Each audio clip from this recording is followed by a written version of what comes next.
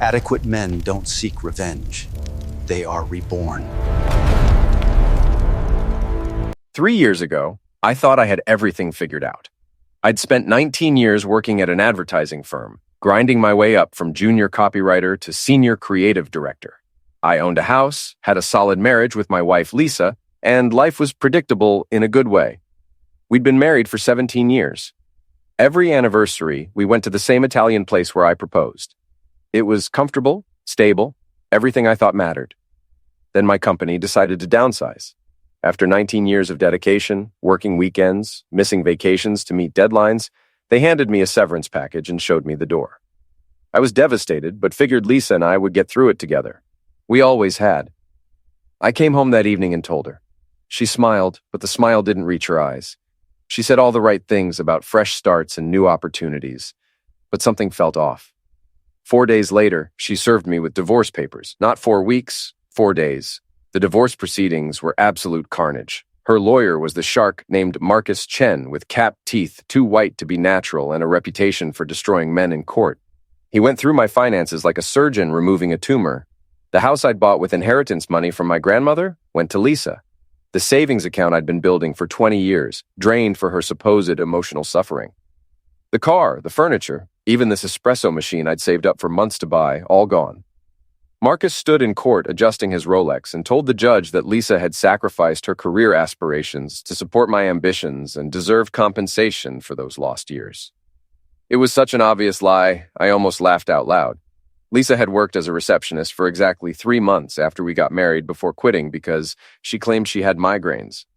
She spent the next 17 years perfecting her tennis game at a country club I couldn't even afford to join.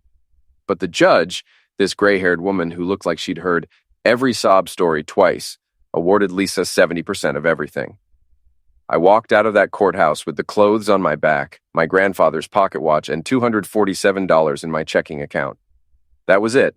19 years of work, 17 years of marriage, reduced to pocket change. That night, Lisa called. I thought maybe she was having second thoughts, maybe feeling some guilt. I was wrong. She called to rub salt in the wound. "You'll die alone and broke," she said, and I could hear her laughing. "That's what happens to men who bore me. You were always so adequate, so mediocre. Derek says I should have left you years ago." Derek. That name hit me like a punch to the gut. Derek Thompson, my former business partner. The guy who stood up as my best man at our wedding. The guy who came to our house every Sunday for dinner for 5 years. The same guy who'd voted to eliminate my position when the company downsized. They'd been sleeping together, and I'd been too blind to see it. I hung up without saying anything. What could I say? She'd already taken everything that mattered. Or so I thought. A week later, I was living in a studio apartment that smelled like mildew and broken dreams. I needed money desperately. That's when I saw an advertisement for a plasma donation center. They paid $40 for your first donation. $40. I used to drop that much on a bottle of wine I couldn't even taste the difference on. Now it represented 2 weeks of groceries if I shopped carefully. The donation center was squeezed between a pawn shop and a check cashing place in the roughest part of town. The waiting room reeked of industrial cleaner and desperation. There was a teenage mother with a crying baby, an elderly man with trembling hands struggling with paperwork, and a woman about my age just staring at nothing with hollow eyes. The receptionist, whose name tag read Kara, had kind eyes that had clearly seen too much suffering. "First time?" she asked. "That obvious?" I replied. "You're wearing a tie," she said, pushing a clipboard toward me. "Fill this out. We pay $40 for your first donation." I took the clipboard and sat in a plastic chair with uneven legs. As I filled in the blanks of my diminished life, I felt lower than I ever had. The nurse who called me back was young, maybe mid-20s, with the kind of professional cheerfulness that felt rehearsed. Her name was Sarah. She led me to a chair that looked like it belonged in a horror movie and started the intake process. Arterial pressure, temperature, basic health questions. Then she drew 3 vials of blood. "I'll run these to the lab," she said. "Back in 5 minutes." 5 minutes turned into 15, then 20, then 30. I watched other donors finish their cycles while I just sat there. Through the window, I could see Sarah on the phone, gesturing frantically. 2 other staff members crowded around her computer screen, looking at something, then at me, then back again. When Sarah finally came back, all the color had drained from her face. Her hands were shaking as she gripped my file. "Sir," she said, her voice carefully controlled, I need you to stay right here. Don't move. I need to call someone. My mind immediately went to the worst possibilities. Cancer, HIV, some terminal disease swimming in my blood. What's wrong? I asked, ice flooding my veins. Nothing's wrong, she said, but her tone suggested otherwise. Just please, wait. She disappeared again. Through the window, I watched her make another call, this time even more urgent. She kept looking at me like I was some kind of specimen.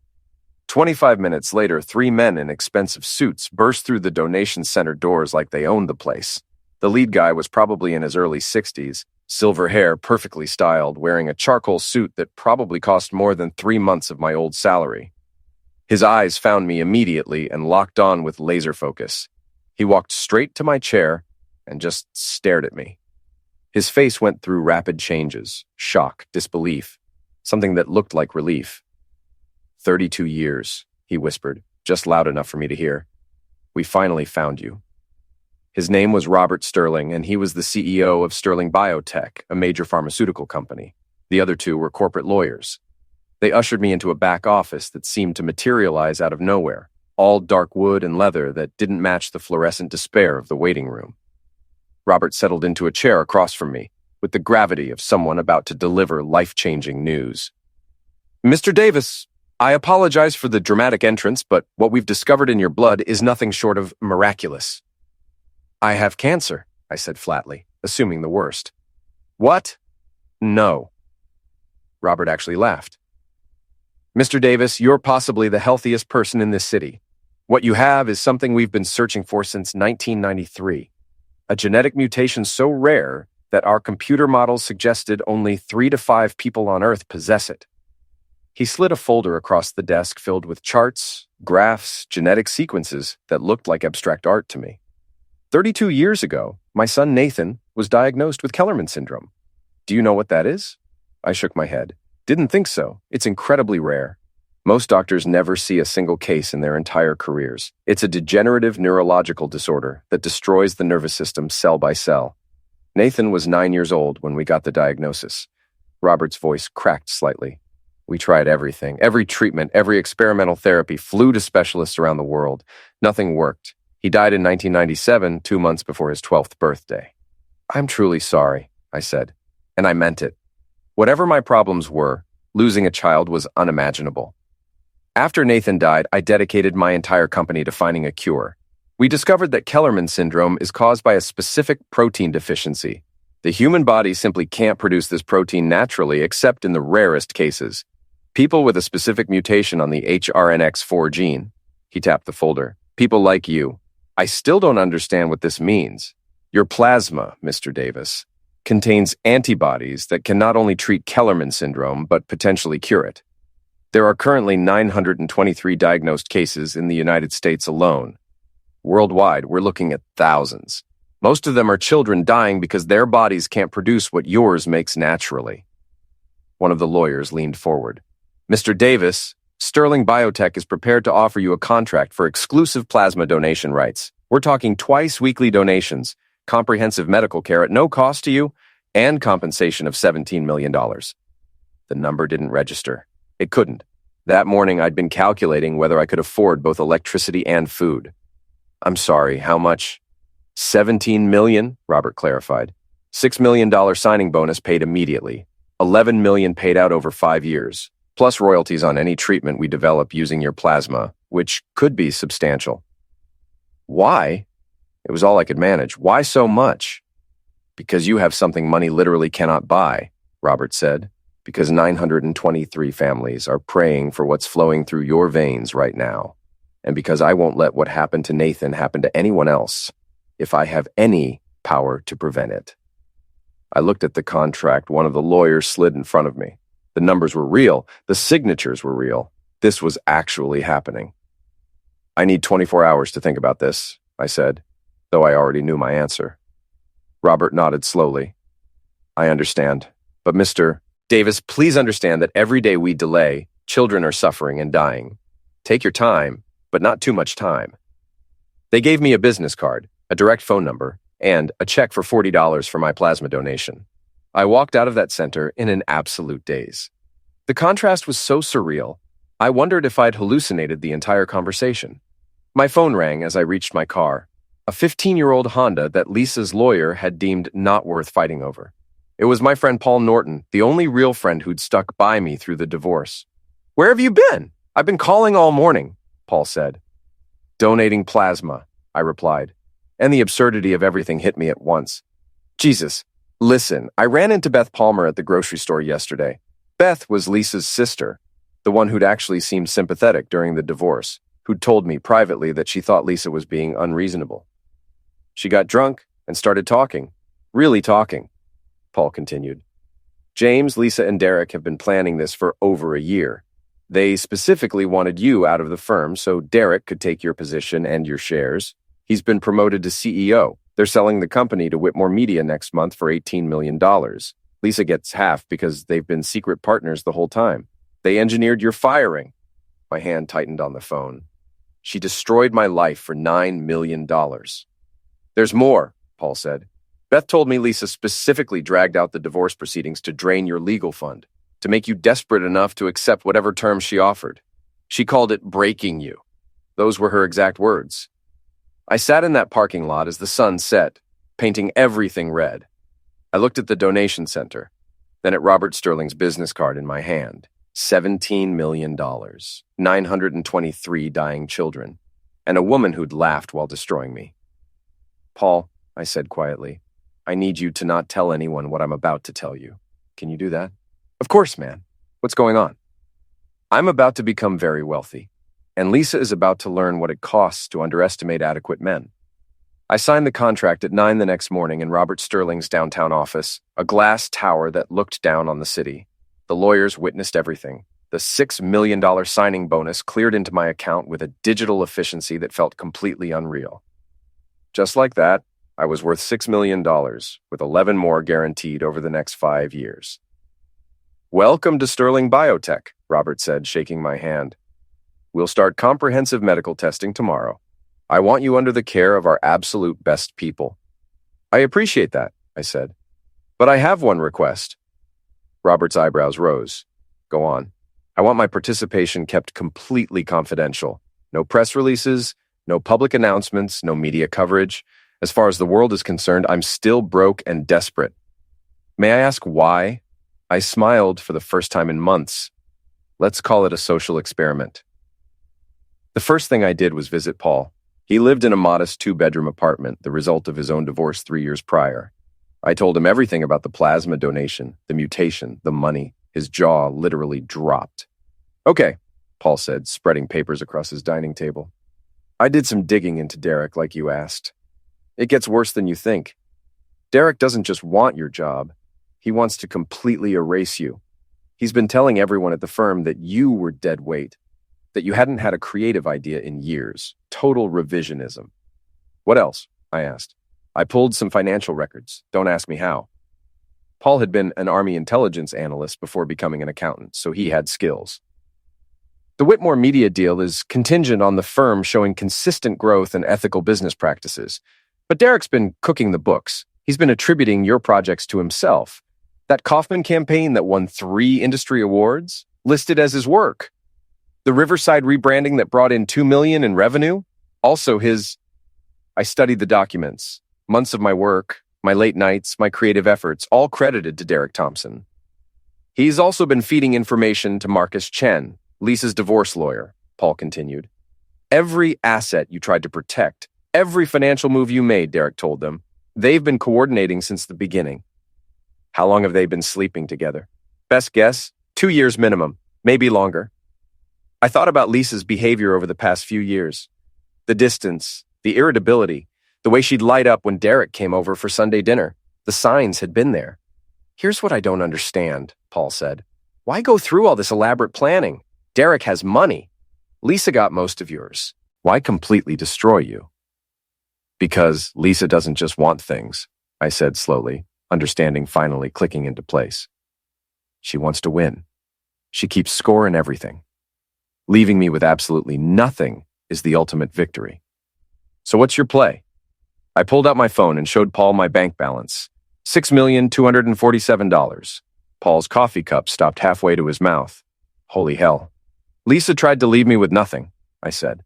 She left me with everything that matters, and I'm going to use it to dismantle everything they've built, piece by piece. I'm going to make them watch their world collapse. Paul leaned back, a slow smile spreading across his face. I'm listening. Over the next 4 hours, we planned everything. I would remain publicly broke, keep living in my terrible studio apartment, continue to appear desperate and defeated. Meanwhile, I'd use the money to systematically destroy the foundations of Lisa and Derek's empire. First, I established a shell corporation in Delaware called Norwood Ventures, managed by a corporate attorney who asked no questions as long as the retainer cleared. Through Norwood, I started acquiring Derek's debts. He had a serious gambling problem that he thought he was hiding. Poker games every Thursday night at the Riverside Casino, plus an underground game on Fridays. He was into the casino for $63,000. I bought those gambling markers for 70 cents on the dollar. Completely legal, completely clean. And suddenly I owned Derek's desperation. Don't contact him yet, Paul warned. Let him sweat. The casino's been patient, but Norwood Ventures doesn't have to be. I had my attorney send Derek a formal letter demanding immediate payment. $63,000, 45 days to settle in full, or legal action would commence. The second move was more elegant. I hired a private investigator named Martin Bishop, a former detective with a gravelly voice and a talent for finding what people wanted hidden. His first assignment was simple. Document everything Derek and Lisa did. Every lunch, every meeting, every purchase, every indiscretion. They're not subtle, Martin reported 2 weeks later, sliding a folder of photographs across the table at the diner where we met. Country club lunches 3 times a week. She's wearing jewelry that costs more than most people's cars. They're celebrating like they've already won. The photos showed Lisa and Derek at the Riverside Country Club, champagne and oysters spread before them, laughing like they didn't have a care in the world. In one image, Lisa wore a diamond bracelet that caught the afternoon light. I recognized it immediately. Years ago, she'd pointed it out in a Cartier window and called it her dream piece. $30,000. They're spending money they don't have yet, I observed. Counting their chickens, Martin agreed. I also found something interesting. Lisa's sister, Beth. She's not as loyal as Lisa thinks. She's drowning in debt. 3 credit cards maxed out, behind on her mortgage by 4 months. And she's bitter. Feels like Lisa got everything in life while she got nothing. Can you get me her address? 2 days later, I knocked on Beth Palmer's door. She lived in a townhouse that looked okay from the street, but had the subtle signs of financial struggle. Overgrown lawn, faded paint, an old minivan with a cracked windshield. Beth answered in yoga pants and a stained sweatshirt, her hair pulled back. When she saw me, her face went pale. What are you doing here? I wanted to thank you for what you told Paul about Lisa and Derek's plan. I was drunk. I shouldn't have said anything. I'm glad you did. Can I come in? She hesitated, then stepped aside. The interior confirmed my suspicions. Furniture from better times, photographs of children who'd grown up and moved away, worn carpet she couldn't afford to replace. I'm not here to cause trouble, I said, settling on her couch. I'm here to offer you a job. A job? Lisa trusts you. She tells you things. I need to know what she's planning, what she's worried about, what keeps her up at night. I pulled an envelope from my jacket. $10,000 right now, $5,000 a month for the next 6 months. All you have to do is be your sister's confidant. Listen, remember, and tell me. Beth stared at the envelope like it might explode. That's a lot of money. Consider it payment for years of being undervalued. Lisa got millions in the divorce. What did you get? Debt, she said bitterly. And a sister who only calls when she needs someone to brag to. Her hand reached for the envelope, stopped, pulled back. Why are you doing this? Because she laughed when she destroyed me. Because Derek ruined my career and called it business. Because adequate men, when pushed far enough, become very dangerous. I stood to leave. You don't have to decide now. But Beth, your mortgage is 4 months behind. Your credit cards are maxed out. How long before you lose this place? I left the envelope on her coffee table and walked to the door. What are you going to do to her? Beth called out. I'm going to give her exactly what she deserves, I said.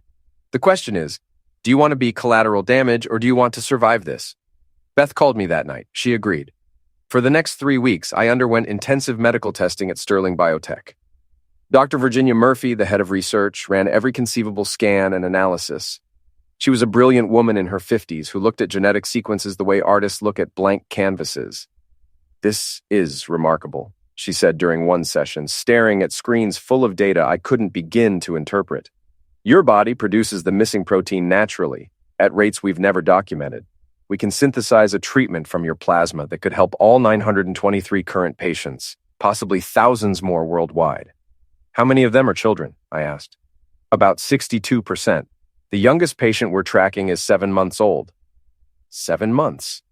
I thought about Robert Sterling's son, dead at 11, and felt something shift inside me. The money was life-changing, absolutely. But this actually mattered in a way money never could. When can treatment start?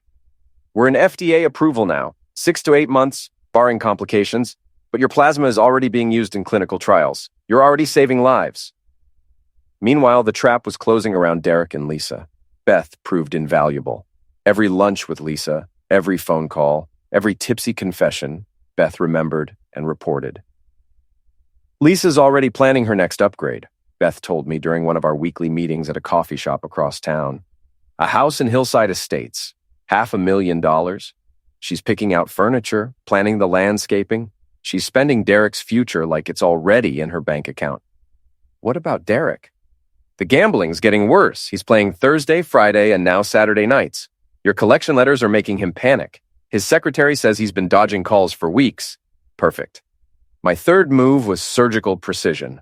Through another shell corporation called Redwood Holdings, I made an all-cash offer on Lisa's dream house, $20,000 above asking price. The sellers accepted within hours. Lisa's realtor called her that afternoon. Beth reported the aftermath with barely contained satisfaction. She lost her mind, threw her phone across the room, screamed for an hour, blamed Derek for not closing the Whitmore deal faster. It was spectacular. But the Whitmore Media deal was my real target. Paul had been digging deeper into the firm's finances, and what he found was beautiful. The deal was contingent on the firm demonstrating consistent growth and ethical business practices. If Whitmore discovered fraud, creative accounting, or stolen credit for campaigns, they'd walk away immediately. I just needed proof. Through Martin's detective work, we found a tech specialist named Dale Benson who could get into the firm's server through a security backdoor. What we found was perfect. Emails reassigning my projects to Derek, altered timesheets, fabricated client testimonials, months of systematic fraud, all documented and time-stamped. This is gold, Paul said, reviewing the files. But how do you get it to Whitmore without revealing yourself? We don't, I said. We let someone else do it. The anonymous tip to Whitmore Media's due diligence team came from an untraceable burner phone. The email contained detailed allegations of fraud at the advertising firm, complete with instructions on exactly where to look in the company's server. Whitmore's lawyers descended like locusts. Within 3 days, Derek called an emergency staff meeting. He's terrified, Beth reported after talking to Lisa. Whitmore's auditors found something. They're investigating. Lisa's panicking too. If this deal falls through, they're both in serious trouble.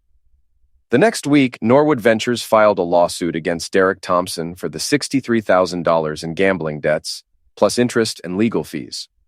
The summons was served at his office, in front of his staff. It made the local business news. Lisa called Beth that night, drunk and spiraling. Everything's falling apart. The Whitmore deal might collapse. Derek's being sued. Someone bought my house. What the hell is happening? Someone's targeting us. I know it. Who would do that? Beth asked innocently. I don't know, but when I find out, I'll destroy them. But I wasn't done. I had Dale create a fake social media profile. An attractive woman named Amanda, supposedly Derek's type based on Martin's research. Amanda sent Derek a friend request, started liking his posts, commenting with just enough flirtation to be interesting. Derek, predictable as clockwork, took the bait. Within a week, he was messaging Amanda privately. Within 2 weeks, he was suggesting they meet up in person, sending progressively more inappropriate messages. I forwarded every single message to Lisa anonymously. The explosion was nuclear. Beth called me that night, laughing so hard she could barely breathe. Christine destroyed his car, took a golf club to his Porsche in the country club parking lot. Security had to physically pull her off. It's all over social media. Everyone saw it. Derek denied everything, claimed the messages were fake, but Lisa didn't believe him. Their relationship imploded publicly and spectacularly. Then the Whitmore Media deal collapsed. Their attorneys issued a statement citing significant irregularities in financial reporting and serious questions about ethical business practices. They'd found Derek's fraud and wanted nothing to do with the firm. The company's value plummeted overnight. Derek's CEO position, his reputation, his entire future, gone. The press release was 3 paragraphs of professional destruction. $18 million gone, Beth told me. Lisa's hysterical. She spent most of her divorce settlement.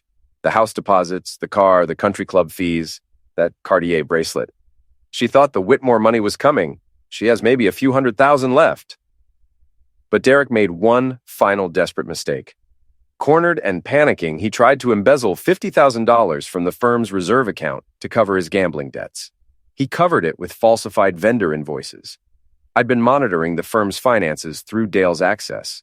The moment Derek moved that money, I documented everything and sent it anonymously to the firm's board of directors. The vote to terminate Derek was unanimous. The criminal charges followed within 48 hours.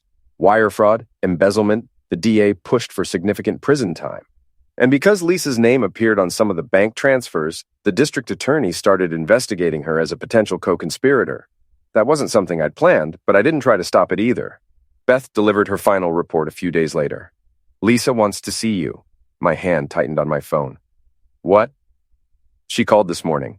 Said she needs to talk to you. She sounds completely broken. Did she say why? Something about mistakes and apologies. I think she finally understands how bad things are. Tell her I'll meet her tomorrow at 2, that coffee shop where we had our first date. I met Lisa at the same corner booth where I'd nervously asked for her phone number 20 years ago. She looked diminished somehow, her expensive clothes hanging wrong on her frame, her makeup unable to hide the deep stress lines around her eyes. Thank you for coming, she said quietly. I know I don't deserve your time. I said nothing, just watched her struggle to find words. Roger and I are in serious trouble. The charges, the lawyers, everything's falling apart. I need help. You need money, I corrected. Yes. She couldn't meet my eyes. I know I have no right to ask, but you were always generous, always kind. Maybe we could work something out. I could pay you back eventually. When?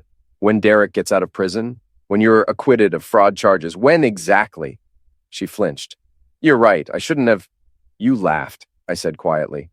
That night you called me. You told me I'd die alone and broke. You said I was adequate, mediocre. You laughed. Do you remember that? I was angry. I didn't mean. You meant every word.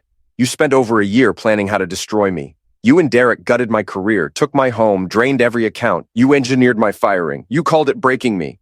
Those were your words to your sister. Tears ran down her face, destroying her mascara.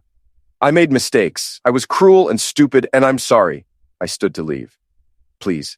She grabbed my arm. I'm begging you. I'll lose everything. I looked at her hand on my arm, then at her face. For 17 years, I'd loved this woman, built a life with her, believed in us, and she destroyed it all for money and the satisfaction of watching me suffer. Good, I said, pulling my arm free. Now you know exactly what it feels like. I walked out and didn't look back. 3 months later, Derek was sentenced to 9 years in federal prison. Lisa got 6 years as a co-conspirator. Beth used the money I'd paid her to clear her debts and enroll in business school. At Sterling Biotech, the FDA granted approval for the treatment derived from my plasma. The first patient was a 7-year-old girl named Sophie Chen, whose body was being destroyed by Kellerman syndrome. She could barely walk before treatment. Her parents had sold everything they owned to pay for experimental therapies that hadn't worked.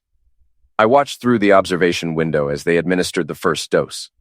Sophie's parents held each other and cried. The results are remarkable, Dr. Murphy told me softly. We're seeing real improvement in 81% of trial patients. Nervous system regeneration we thought was medically impossible.